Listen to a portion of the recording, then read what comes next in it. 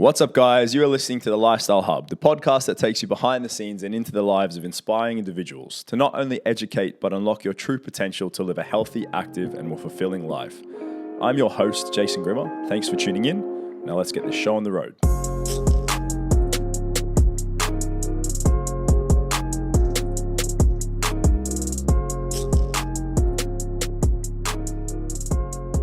Before we get started, I'd like to take a moment to thank our sponsor, the leading home and commercial gym specialist in the Middle East, Ghana Fitness Supplies. Check them out at www.ghana.ae for all your fitness needs. Alrighty, guys, welcome to episode 11. We've come so far. We hit our 10 episode milestone last week. We had our guest Louis Fendi on, fellow Australian. Take a listen to that episode. It is a great one. And now we're back with me for our solo episode here in the home studio. And it's been a big week. A lot of you obviously know I'm going through my body transformation at the moment. Moods are highs and lows. Work's keeping busy. But, obviously this podcast, today's episode, has been one that I've been wanting to tackle for quite a while. I think I've been waiting for the right time to bring it up and obviously take a lot of thought around how I bring it up, because I think it is a very sensitive topic. There's a lot of fine print in the way that I go about this episode. And obviously I'm going to try and be as above board as possible, but still try to give you a little bit of an insight into, a topic that's obviously what I would say, I'm not going to say shaped me, but it's definitely caused me to pivot over the last 24 months. And honestly, I'm so much better for it. But it's something that I think a lot of people can relate to. And when we'd done a poll on the social media channel, what was it that people wanted to see more of? I think a lot of people express interest in me covering more topics that were real life, situations and scenarios. And then, hopefully offering some advice or some solutions. I'm not an expert on everything, and there will be points throughout these episodes where I will definitely have experts in separate fields coming on to give opinions. But I think this topic in particular, is going to be kind of coming from a bit more of a more personal aspect and what I did and what I went through. And then, just to give you guys a little bit of insight and for you to maybe see and draw a little bit of motivation from how I went through it, or a bit of understanding, or, a little bit of advice. So basically today's topic, now that I've kind of spun a whole circle there, you're probably on the edge of your seat wondering what we're talking about today. The topic is adversity. Okay, so facing adversity, progressing through adversity, how you tackle adversity when it hits you smack bang in the face. There's going to be a few moments today where I'm probably not sounding very clear. I'm a little bit up and down because, one, I have to obviously tread fairly carefully with this episode. Two, obviously it's one that, I've not really spoken about, and I'm obviously very conscious how many people are listening to this at the moment. So bear with me. It is a tricky one, so I appreciate the patience and the understanding. So the topic's adversity, in particular to one moment in my life. I'm pretty grateful and thankful to say that I've not actually had to face too much adversity. I know there's a lot of people out there that grow up in it. They spend most of their lives in it, obviously from different countries, different nations, etc., different circumstances. But for me, I definitely was, as you guys know from episode 1, I kind of dived into my lifestyle growing up, and it was very, kind of a perfect childhood in a way. I had I would say quite a perfect family. I was very great, but lucky, very fortunate to grow up in a country like Australia. Transition out here into the UAE, obviously with all my friends from Oz, we still stay in touch. I've been very lucky, my career, etc., etc. So the first time adversity really hit me in the face was when I went through my divorce back in 2022. So basically, that's kind of where we're going to take this conversation today. First of all, obviously, for those of you who might not understand, there are actually 6 legitimate types of adversity. Okay, the first one's self-doubt. It's something a lot of people will face multiple times through their lives. Physical injuries or illness, again, something that we can all prepare to unfortunately go through at certain times in our lives. Both of those, I'm going to list these now. I want you to think about a time when you've gone through that. So I'll list them again. Self-doubt. So just pause, have a think when that might have occurred to you, because I'm sure it has. The next one's physical injuries or illness. Again, have a little bit of a think when you've gone through a physical trauma and then obviously push through to the other side. So that was a form of adversity. Rejection. That can come in many different forms. From a relationship perspective, it can come from a career perspective, it can come from a family perspective growing up, maybe not having parents. There's a few different versions of that. Have a think. Maybe some of that applies to you. Poverty, obviously being from a background of financial hardship or at some form of poverty at a certain point in your life, that's a form of adversity.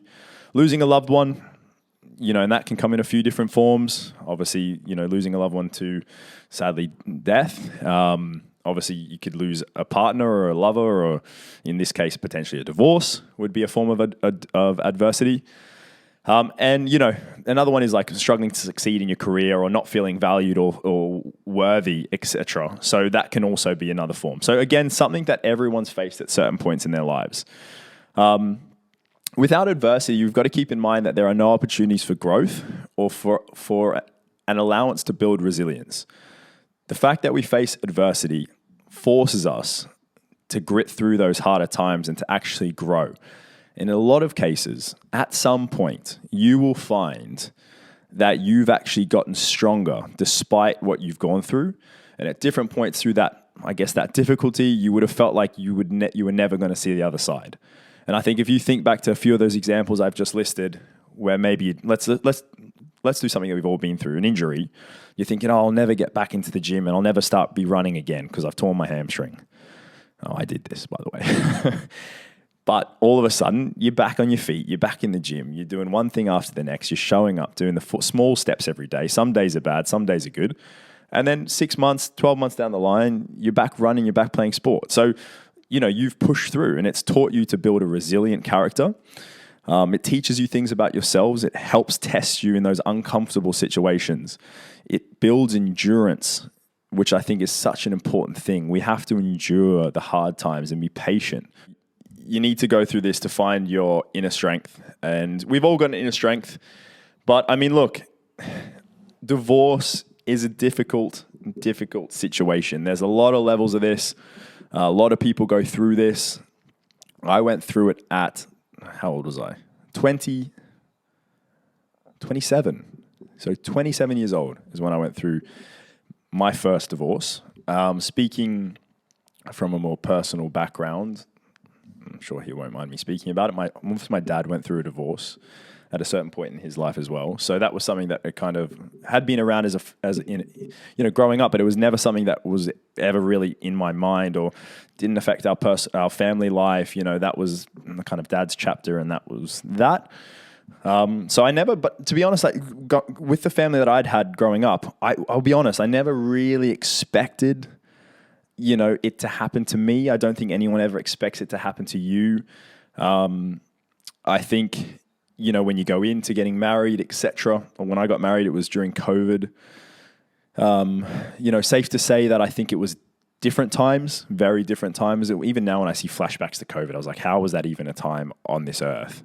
How strange. And I think maybe that's where, things unraveled in a certain direction that perhaps wouldn't have happened if things were, normal times potentially. I know when I went through the marriage, etc., there was like a lot of lack of outside interactions and engagements and activities. There was a lot of lockdown. You were just stuck at home. I wasn't able to interact with family and friends the normal way you would. You weren't able to do the activities that you would. So, and the work schedule definitely wasn't the same as it would normally be. So I felt like, anyone who went through a relationship during COVID for sure would have had to go through an adjustment period as life resumed back to normal. Now, Dubai resumed back to normal a lot quicker than the rest of the world, but I still felt that there was definitely a readjustment time. And I think during that time, it became quite apparent in certain points where things just weren't on the same page, to put it lightly. So I think that's something that potentially a lot of people out there could relate to, going through that. But basically, divorce of any kind, obviously very difficult to go through. They can be emotionally and financially draining. are there kids involved? Are there properties involved? Amounts of money involved, family involved. There's so many different challenging types of divorces, and they don't obviously only affect the adults involved. Obviously, if you have kids, they can affect them. It can affect your parents. It can affect your families. And sadly, a lot of mental health issues can stem from this, and it is a tricky thing. I think I was looking up a stat the other day in I'm going to butcher this because I always do. The Maldives. I say Maldives, but everyone butchers me for that. But the Maldives has the highest divorce rate in the world, which is crazy. I would never have thought there of all places. 5.5 divorces per 1,000 people is the actual stats on that. But I don't know if that's the civilian population of the Maldives, or is it all the honeymooners that go there? I don't think they're divorcing there because it does look like quite a nice place to go. I think I was looking up the Australian stat, it was 1.9. So if you compare that to Maldives, 5.5, it's a bit of a different. And then the UAE rate was 0.7 per 1,000 people. So, it's common. It's happening all around the world, different rates in different countries. I think something to think about too is a lot of the different reasons why divorces may occur. And in some cases, it's a lack of commitment. It could be infidelity, extramarital affairs, or too much conflict and arguing, lack of physical intimacy. So each relationship will go through kind of their own personal different roadblocks, perhaps. And I think a lot of the time too is people often set up unrealistic expectations when they enter relationships that it's all going to be smooth sailing. And I think the biggest thing for people to understand, again, I'm no expert at this, but just my own personal experiences, is that compromise needs to come from both sides at certain points. And I think 35% of all divorces initiate spouses aged between 25 to 29. So they're kind of like it's kind of like a time in your lives where you're kind of trying to get on your feet. You've just come out of those teen years from 20 to 25, no real responsibilities, going out, this and that. And then you're trying to find your, more adult feet, set yourself up for the rest of your life. And I think that's where people start to then link up and try to take their relationships more seriously. Unfortunately, that's where during those ages too is when we see a lot of those divorce rates increase. And I think what's happened now, especially in Dubai, is I've noticed that a lot of people, male and females, are reaching 30, 35 plus and still being single. So that's kind of one side of the coin. They're still looking to find that person. Or they've kind of the other side of the coin, which is in my case, you're around that 27 mark and you've probably gone through a serious relationship and now you're back on your feet trying to, give it another crack. So, I think it's one of those things. I think people, when it all initially went down for me, I was quite embarrassed. When it first all happened, again, I'm not going to disclose those personal details. I think the people in my life that matter most, I'm not saying you listeners out there don't, but obviously I need to be respectful when I speak about this, and I don't want to open a can of worms again. I think I've dealt with a lot of the past and put it away, and I've moved on, and thankfully, I've come out the other side much better for it. But I'm going to dive into a little bit more of the detail to a degree. But I just wanted to kind of, share how I felt initially when it all went down. Was obviously a lot of embarrassment. I was quite embarrassed that I was kind of already going through that process after so recently being married. I'd only been married 8 months off the top of my head. So it wasn't very long. So for me to go through those steps, then out the other side, you're kind of going, oh shit, we were just doing papers and now I'm literally doing divorce papers. So it's kind of it was just kind of a bit embarrassing in that sense. There was a bit of shame at certain points for me, looking at myself thinking, could I have done things differently or could I have been a better person? Despite what had happened, I felt like I did all that I could. And that was something that was out of my control. So, but it's normal for people to go through different stages of healing, if that makes sense. So I think just to paint a little bit of a picture on my experience, I've got some notes here that says Jason's experience. So talk about my experience.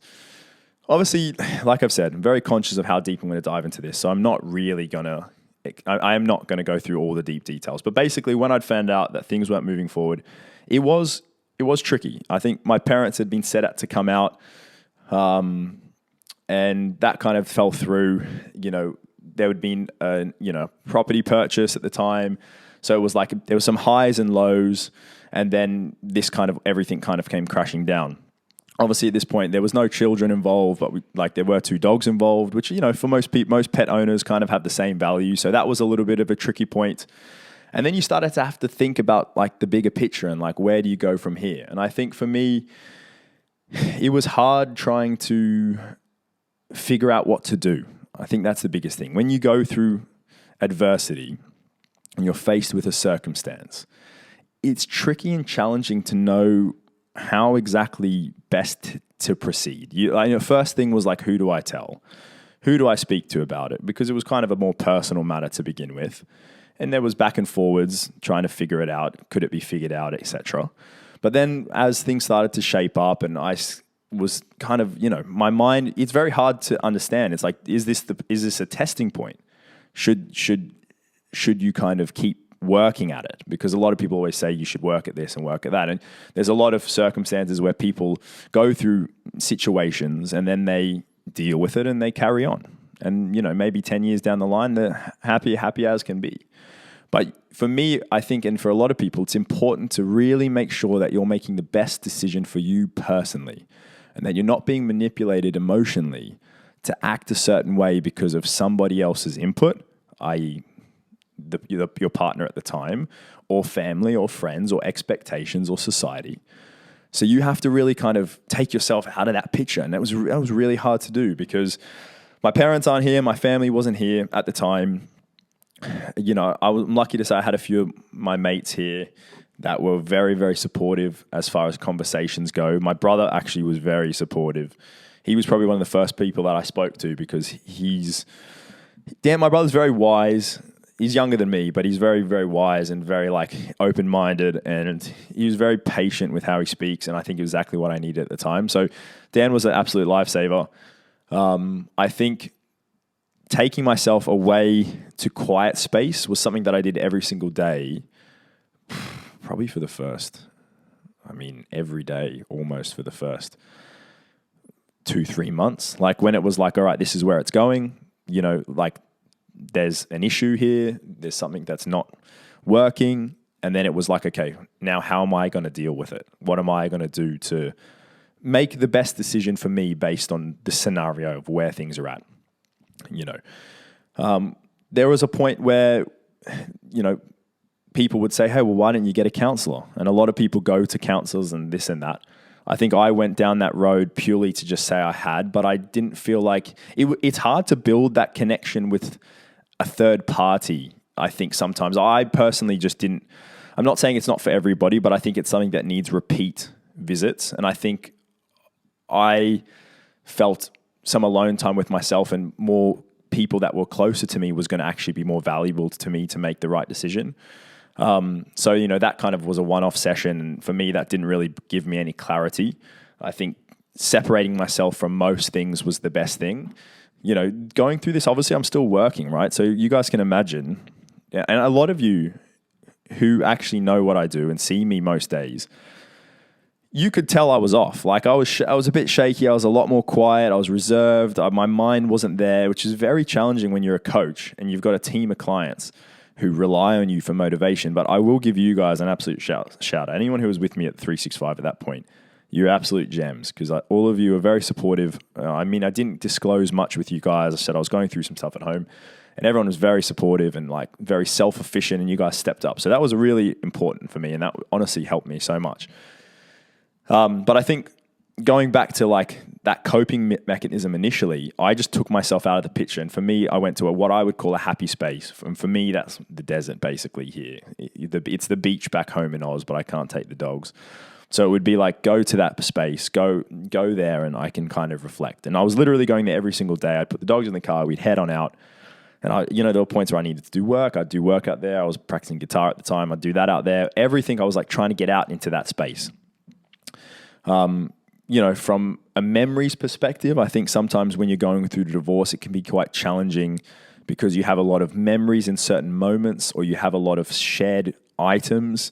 So I think the best thing from my experience was to try and get out of that space and go into a neutral space where you weren't influenced or, you weren't influenced by these memories. Now, I think after a few weeks of kind of taking that time to be out there and alone, and obviously have a lot of conversations with friends and family and that kind of stuff, I thought it was always the most important thing was, despite how much the back and forwards were going, how hostile the situation got, or how normal it got, or how, what's the word?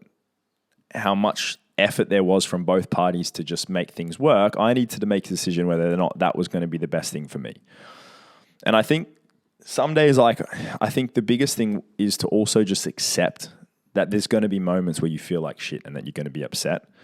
Upset about the circumstance, upset about what's happened, upset about the change in circumstances, upset about the unpredictability of what's to come.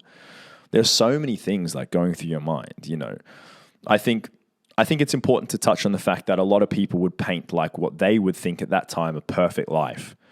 So let's use another case. Let's just use a generic example, because I don't want to, again, I'm going to respect this circumstance and not go into too much detail. But I think let's look at a generic example. Husband, wife, kids, pets, shared house, shared funds, shared families. Situation occurs, and no longer there's that husband and wife, or wife and wife, or husband and husband. We're gonna keep it real. Whatever that circumstance is, two partners no longer get along, and they've come to the conclusion that it's no longer gonna work out. It can be so hard to make that decision to walk away from that perfect life, because technically you could say, I always said to myself, the easy option is to stay here, is to bury what's happened, say, look, it is what it is, give it another go.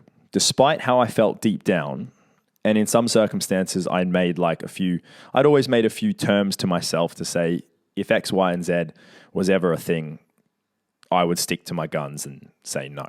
And that's my line. Everyone's got a line, right? Everyone's got their point where that's all they're going to tolerate. And I think it's important for everyone to know. I think it's important to be open to hearing more and to diving into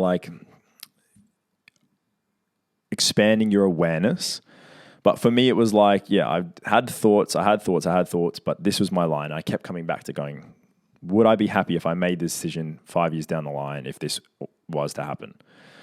And I kept coming back to the fact that you've got that perfect situation, like that example I just used, the perfect family, etc. A lot of people make the decision to stay. One can be based on kids. One can be based on reliance from the other person. Maybe that person's more financially set up than you, and it's easy for that person to say, fine, I'll stay. Let's work this out, because what they're really thinking about is, oh shit, I don't have enough cash to be on my own, or, the house is in their name, or what would the neighbors think when I'm not driving that car anymore?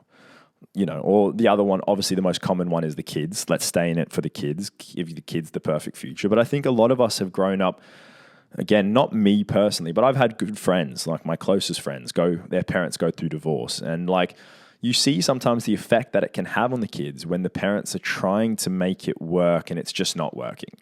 And it's just look, maybe you are better off just going your separate ways, coming to terms with some terms of some kind, and just starting fresh and giving those kids the reality, letting them process it, and then letting them grow up without the drama, that continued drama and toxicity. But again, a lot of people don't make that decision because it's not the easy decision. I think that's a hard and very brave decision to make. And again, I'm not a marriage expert or divorce expert, because my circumstance, I will keep coming back to, is not what's the word? It wasn't as intense as others, because I just don't think the duration of the marriage was as long, and the commitments either side were as deep,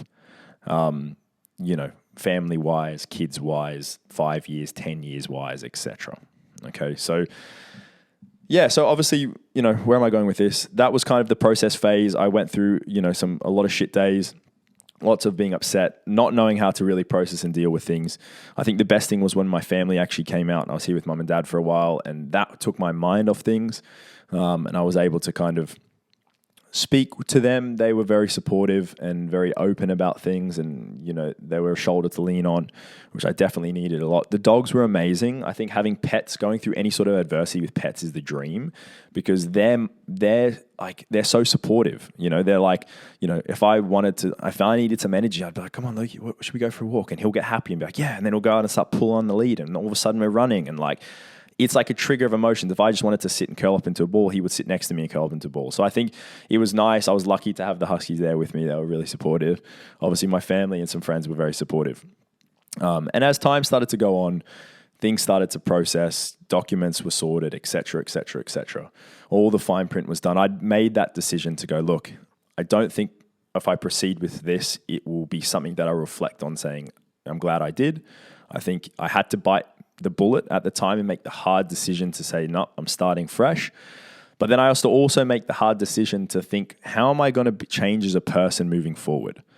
Because I think a lot of people can experience divorces, and then that past negative trauma or experience will stay with them for future relationships or future engagements of any kind. Mine was that in such of a way that I didn't want to let what happened affect how I was as a person or how I would be in a future relationship. So I think that was a really important thing, is to really go, no, if I stay here, I would be compromising values that are very important to me.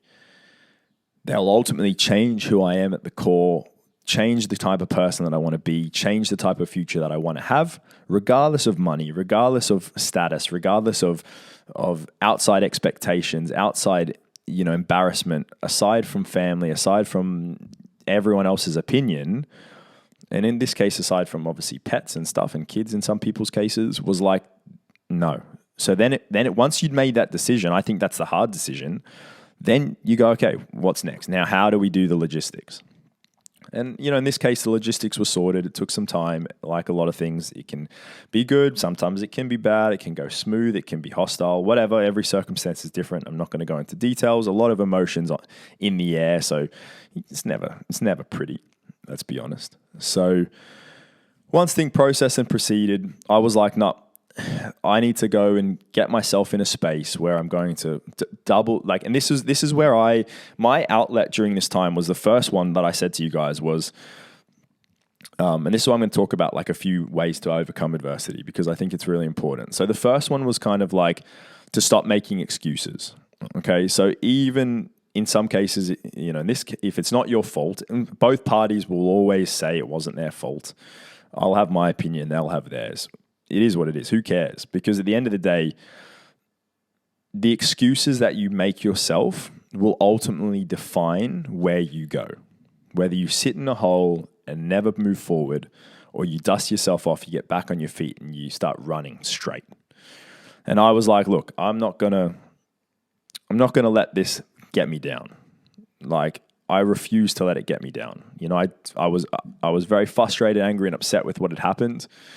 I was very embarrassed. I was very unsure, uncertain, confused, all of those things. But I was like, no, how can I tap into putting one foot in front of the other and keep moving forward? First one was doubling down at work, getting myself busy, keeping myself distracted. The other time was being okay with alone time. When that time arose, it was like, no, I can face the demons on my own. That was me out in the desert, music on, a few tears potentially, few angry spouts, fucking kicking some rocks, throwing some major outlet for me. And I think it's a major outlet for people. Our exercise isn't just an effective way for me to overcome adversity. Our bodies are all the same. Even if you don't love exercise like I love exercise, if you move your body, the same, in most cases, the same reaction that I receive and the same benefits that I receive will happen to you as well. The human bodies are all designed very similar, almost the same. So that's something to keep in mind. So for me, exercise was such an important part. So I think that's something that a lot of people can tap into. And then obviously trying to surround myself with positive and helpful people, and to tap into all the energy and the vibes from people around me to really maximize my ability to get through it. So I think that's really important. Some people like to obviously spend time writing or journaling. It gives you a safe space, a private space. You can look through the tough times. You can look back and see how much you've learned. Changing state of mind is a really big one. I think a lot of the time, you're anticipating things to go a certain way. You need to open up and be open to things not going your way. I think that was the best thing for me to do, is just be open. This isn't going to be smooth sailing. Roughly set your what you would like to see, but then be open for things to not go according to plan every single time. And just focus on one step moving in front of the next, getting up each day, trying to just smile, surround yourself with people that make you feel good. And I think almost to a degree, faking it until you make it, in the sense that I felt like for me, getting to work, I was real with my team, but I'd also put myself in a really motivated space that just started to become more and more genuine. Initially, it was a bit forced. And I think, the guys and girls all were quite supportive of that. But then it started to really rub off on me and rub off on them, and they would give me the same support back. And, it was a really, really great way to cope. Discipline is another good one. Having those habits that we set can be a great discipline. I lost, let me think. I was 90 kilos when it all happened. There were a lot of things in life that weren't going the right way, in the sense of, what I mean by this was from a relationship perspective. I felt like a lot of personal things were going okay. But now I look back and I compare then to now, I'm actually like, shit, no, I'm much more of a better person right now. But I think having those disciplines made sense. Like for me, I dropped 10 kilos. I literally got down to 78 kilos at one point on the scale. I got shredded. I had 8-pack, basically. I was ripped. It was a bit of a revenge rig, I'll be honest. I was a bit like, fuck this. I'm not going to put on weight. I'm not going to binge eat. Some people, again, whether you're the one taking the hits or the one dishing them out, whoever felt like they were hard done by, at the end of the day, both parties will have their own viewpoints of who was wrong and who was right. Both people have the decision to either eat themselves into a misery and not exercise and curl up into a ball, or dig their own grave early. Both parties also have the decision to step it up, watch what they eat, start pushing, get motivated, get hungry to be better, get hungry about not letting that happen again. And I think for me, that's what happened. I literally hammered it in the gym. I was hammering it in training. I was sweating. I was dropping my calories. Probably wasn't the healthiest calorie drop, because I remember days where I just didn't have an appetite. I was so frustrated and upset. Sometimes I just wouldn't eat. And I don't think that's the right practice or the most healthy practice, but you just kind of roll with the punches as they come. But I think the biggest thing was to take time to meditate, take time to breathe, schedule yourself short breaks in amongst your workday to try and clear your head and get out of that space. But I definitely think eating properly was one of the best things, because the more I could fill my body with the right nutrients, I was able to sleep better, and then I could make better decisions throughout the day. So something that I miss that can help a lot of people too is obviously laughter, having time with friends. I had friends here too, but my close circle of mates that I've been growing up with from school, obviously all back home, we speak daily in a group chat. What's up, boys? You'll probably listen to this episode because you'll definitely want to know all the goss. For sure, this is probably the first episode you'll actually listen to, you scumbags. But anyway, the boys definitely gave a lot of laughter. I did miss not having them physically around, but they did make trips out eventually to see me and whatnot, which was really, really cool. But I did have those healthy interactions. I mean, for a lot of people, faith is a very strong point, and religion, and that's something that can help people go through different forms of adversity. And surrounding yourself with positive mindset, positive people, I think that was a big one for me. I was around positive people a lot. I do spend a lot of my time around positive people, and I had people who had actually, because I wasn't so public with what had happened, out of respect for the other person, out of also, wanting to be, I'll say, the bigger person, in the sense that not create and cause and aggravate more drama than there already was. Plus, it's probably, it's definitely not everyone's business, to be honest. But it was let's just be around positive people. And there were people in my life that took time to reach out and say, hey, let's go for a coffee. And, that was such a nice thing. It was so nice for people to meet with me and say, hey, look, I've been through something similar. This is how I went through it. You have a lot to offer somebody, or, the rest of your life. Focus on this, focus on that. Let's check back in. And that was really cool. And I was always grateful that I've been able to pick up really close friends along the way that could, come back and help me in times when, I was a little bit shaky. So between that, positive people, spending time in nature, I think that's one of the most amazing things for me. I did so many hikes during that time. I was in the desert all the time. I was reducing my stress as much as I could, trying to find peace, music, you name it. Long drives on the highway. That definitely gets you thinking. And I think that's the first step to trying to move on, right? Is getting into your own head, not trying to build up the courage to not be afraid to move on. It's hard not to feel guilty and to say, should I be more upset? Is the other person still upset? Are you more heartless for not feeling a certain way? Should you move on quick? What will other people think? Oh, how did you recover so quick? Well, it's not really their business. It's up to you. Do you think it required more time for you to heal the right way? Or are all the systems that you've been trying, all these little keys to overcome adversity starting to come together? And are you feeling better? Embrace it. Roll with it. And I think that was the biggest thing for me. It was like, all right, I've made my decision. Things have changed. I'm going to put myself back out there. I'm going to be the exact same person that I am.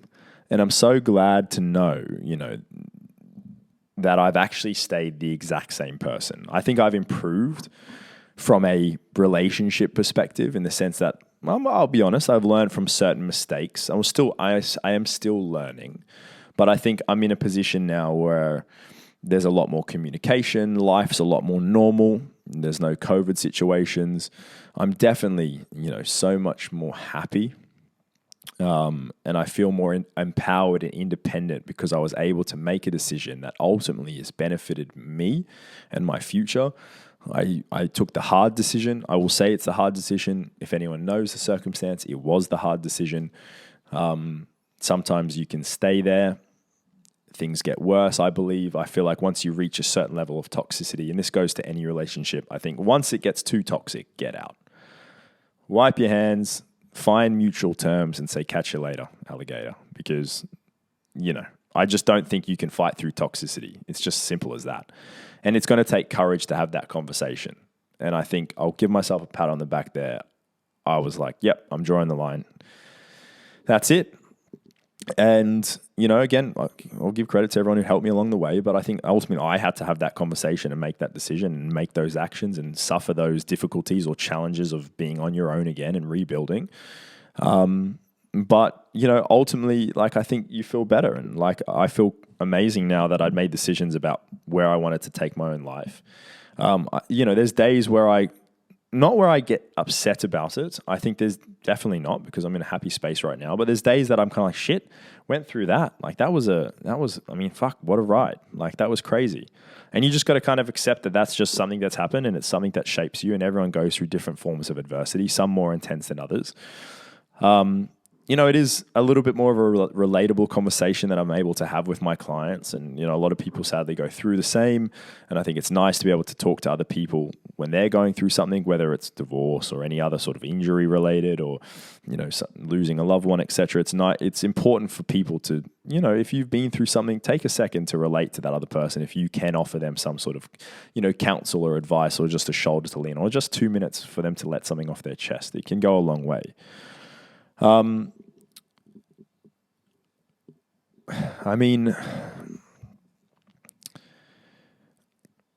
I think things where it doesn't go the way it should go is when things get a lot darker, and obviously mental health becomes quite an issue and depression becomes quite apparent. I would never wish that on anybody. And I think, at those points you need to really, regardless of you being to, try your best to address it and seek help. And that's something that for people out there, if you know somebody going through something similar, take a moment to check in on them. It's really important. A lot of people will just shut it up and not say anything. And, it's always important to just ask them, are they okay? Obviously, we will have more conversations around mental health. It is a very big thing, and it ties very, very much, very, very closely into an adversity topic such as this.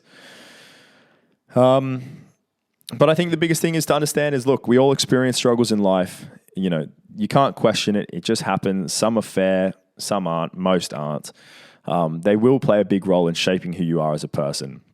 And how you react to adversity will determine, the strengths that you take away. And obviously the messages that you send your kids down the line one day, or your friends or your family or your colleagues at work. People look up to other people that show strength in tough times. And I think, everyone at certain points will have their moment to go through adversity, and hopefully you find your feet, and maybe not initially, but you'll find a way to lead yourself, most importantly, forward, but potentially inspire others around to do the same. I'm trying to think, guys, I do want to highlight, obviously one of the most important things now is I'm so happy with where my life is. For those that follow me, you can see, for those who follow, let's be honest, you guys listening, the ones listening to the episode have probably followed me for the last 1 to 2 to 3 years. You've probably seen a lot of the events from day one to right now. You probably can paint that little bit of a picture and a journey. Form whatever opinion you will. For the people that have asked, I've kind of been quite honest in certain points when people have spoken, if it's appropriate or not. But I'm really happy with where I'm at. And I think one big thing that I need to obviously mention is when I decided to get back on the scene, in the relationship scene, which a lot of people sometimes hesitate with, I made the decision to myself that I was going to be exactly the same, that I wasn't going to be different because of what had happened. Again, different circumstances, different people. I won't go into that detail. But I wasn't going to change who I am. I put myself exactly out there on the line. And honestly, I was so lucky enough to find someone, obviously like Victoria, who was so patient through my ups and downs, because, there were still points of a few little tricky and difficulties. I think a lot of people meet people when they've maybe gone through something or coming out the other side of something. And it's so important for you to be patient. If you want to be, if you want to spend the rest of your life with someone, you want to spend quality time with someone, and you want to become, that person's partner or whatever it might be, it's sometimes you have to try to take time to understand what they're going through. But I think it was also amazing that I was able to be who I wanted to be. We were very quick to set certain expectations around the past and what had happened. And, now our communication's amazing. That's such an important thing. Our interactions with our friendship circle is amazing. Our families haven't met yet, but we've just about met each other's families, which is pretty cool. And I feel like the world's a lot more normal. So it feels like a really happy space to be in. I'm so happy to be here. So, big love, Vix, when you're listening. I don't know if you listen to the podcast. I'm sure she does. But yeah, I'm obviously in a very, very happy and grateful space now. And I think a lot of the things and the good things that have happened in my life over the last 6 months, 12 months, etc., are all down to a lot of my positive environment at home, the positivity that she gives. She's honestly one of the most positive people on the planet. She's very supportive. She's knows how to push me in the right way to get the best out of me. She's obviously an amazing dog mum to Loki and Luna, which is so important because, I needed that help with them. They're hard work. And I definitely was never going to go into something where somebody wasn't capable of taking on Loki and Luna. That's for sure. It's either Loki and Luna or the highway. That's the bottom line. And Vic was amazing, taking on that responsibility. 2 huskies isn't an easy ask, let's be honest. So then everything spiraled from there. Work's been great. Found a new space. Work's continuing to build. Touch with everyone's healthy and visiting fam soon, and we've had a few trips away together and stuff. So I think, why am I saying all that? It's not to obviously gloat or anything like that. You guys know me better than that. It's to say it did feel shit at the time. I didn't think I'd be where I am right now. I focused on falling back to those small little disciplines that helped me kind of cope through that adversity. First of all, obviously accepting the emotions and, going through, letting out the feelings, having the conversations, using time alone, journaling, getting some space, and then starting to take the right positive small steps every single day to try and get to the other side. And now it's I can't believe where we're at. So overcoming adversity isn't easy. You have the power to transform into the best version of yourself. That applies to everybody. Nobody says you have to obviously do this alone. If you find you're having a hard time with thoughts, don't hesitate to reach out. Mental health professionals are there to help you. Your friends are there to help you. Your family's there to help you. Take a minute to reach out to your loved ones. And why not send me a message? If you can relate to today's episode, if you've gotten all the way in and you feel like you've gone through something similar, please let me know. Comment below, send me a DM. It honestly would be really nice for me to kind of know that maybe this podcast spoke to you. You could relate to something. Maybe you've got some points to add. Why not? I really obviously want to make this and continue to make this a little bit more interactive. So we're always here. So that's what it's about. That's what the Lifestyle Hub is about. So guys, that is kind of the topic today. Adversity, overcoming adversity. In particular, it was a highlight around my biggest adversity, which was going through divorce. That was the biggest adversity that I've had to face. And here we are. Lifestyle Hub podcast was formed off the back of all of those kind of hardships. I came to this point where I'm like, look, let's share it. Let's get it out there. Let's help people have a more filling, active lifestyle. And I hope that you're enjoying the ride so far, guys. This is episode 11. Stay up to date as usual, guys. Please take a moment to like, subscribe, follow. Stay up to date with the upcoming episodes. Please subscribe. Amazing guests lined up for you for the next couple of months. Really going to fire up 2023. So thank you so much for being so supportive as always. Before we go, I'd like to give one last shout out to the sponsors. Garner Fitness Supplies, the leading home commercial gym specialist in the Middle East. Be sure to check them out, www.garner.ae for all your fitness needs. What a topic today, guys. I got through it without getting, I'm not going to say emotional or angry. Obviously, you're uncovering things, right? But we got through it, and I think for me, this was a massive milestone to be like, yep, I'm going to chat about it. I'm going to do it respectfully. I'm going to try and give you guys the facts and hopefully give you guys some genuine advice and information that you can go out there and get through any adversity that should face you now or in the future. That's a wrap. Thank you so much for joining me, Jason Grima, on the Lifestyle Hub podcast. I'll catch you later.